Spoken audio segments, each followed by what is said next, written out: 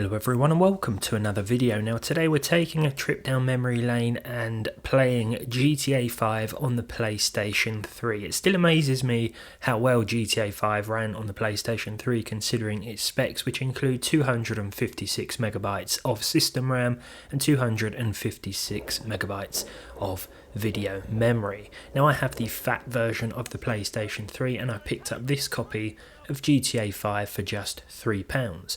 The PS4 and PS5 versions, even on the used market, are significantly more expensive, and I still think that this is very much a solid way to play the game in 2026 if you don't mind a lower frame rate and you're not concerned with GTA Online. This copy even came with the original map as well, which is always a nice bonus. Up here, through the studio. Let's show these movie people how we do.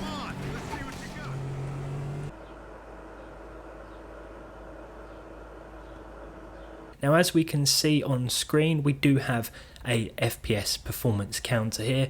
Managed to sync this up with the gameplay today, and you're going to notice fluctuations between 20 and 30 FPS most of the time, sometimes with the occasional drop below this. Oh!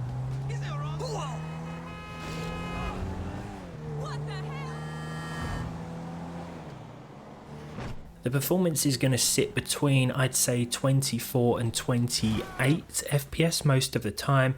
Now the game runs at native 1280 by 720 on the PlayStation 3. I'm pretty sure there's some sort of custom anti-aliasing solution, although looking at it, there are plenty of jagged edges.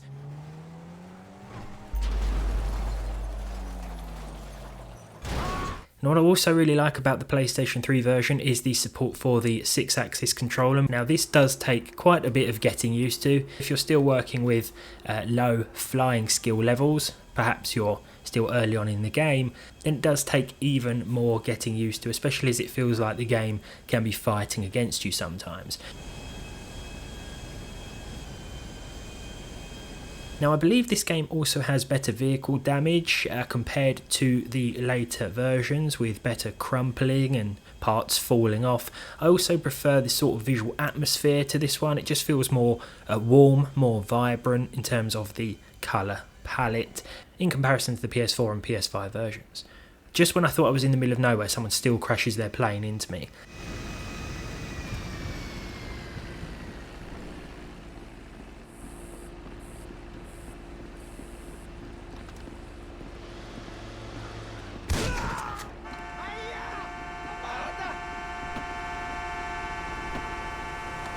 I'll look after it, homie, for real.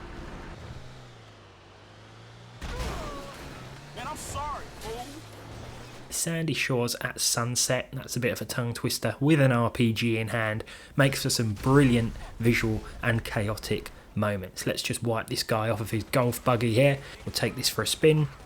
If we keep an eye on the frame rate, I do think it performs better in and around the countryside here, but it still isn't perfect. There will still be some significant drops to the mid-20s, and I did notice a couple of frame drops to 19 FPS as well, especially here. Yeah, firing off the rocket launcher, and that is going to cause some serious disruption to our performance statistic on screen here.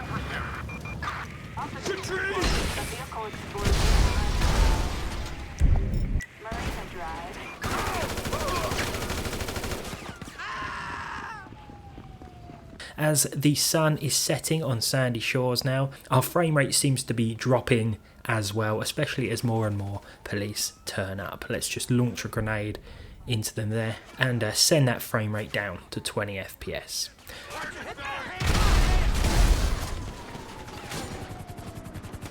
What a wonderful workout for the PlayStation 3 this has been, but I still think GTA 5 on PS3 is a nice, cheap way to experience this classic in 2026. Now, of course, we have to mention the PC versions, because now GTA 5 on PC is split into both legacy and enhanced versions. The enhanced version brings with it better lighting upgrades as well as ray tracing capabilities, and it's ideal if you have more powerful hardware. That said, you don't need a top of the line PC in order to run it. In fact, both versions of the game will run at their respective lowest settings with nothing but modern integrated graphics to give you a good example. First of all, we have GTA 5 Legacy, or the original version of the game, set to normal. We have the detail sliders turned up to medium, or exactly halfway, with an i3-12300, a modern 4-core 8-thread CPU, and integrated UHD 730 graphics. We are exceeding 60 frames per second pretty much all of the time. This is looking slightly sharper than the console release. Graphically, I think we may be missing a few things because I've turned all the options down, but if you want a 60 FPS experience, you really don't need a very powerful PC at all in terms of modern hardware in 2026. This CPU itself is a few years old. The integrated graphics were never considered brilliant by any means, at least not compared to AMD's integrated offerings these days, but they will still do a solid job of running GTA 5 if you don't mind some visual sacrifices. If we want to switch to 1080p, then we can do so and still exceed the console frame rates of 30 FPS. Of course, when talking about the PS3 and 360, 30 frames per second is seen pretty much again all of the time here. Now, the enhanced version of the game, as I said, brings with it new effects and ray tracing options. We can't really make use, or we can't make use of the RT options with UHD 730 graphics, but if you want to run this enhanced version on the same hardware, let's say you've got an i3 with an iGPU, it's a very specific example, but this will still run with plus 30 FPS, albeit at 720p. The main focus today was, of course, the PlayStation 3 release, but I couldn't talk about that on this channel without talking about the PC version as well. That is what we focus on mainly, of course. I hope you've enjoyed this one, a trip down memory lane. I do love my PS3, still kicking with 256 megabytes of video memory. It's always amazing to look back and see what it was capable of, especially towards the end of that console generation. Thanks for watching, and hopefully I'll see all of you in the next one.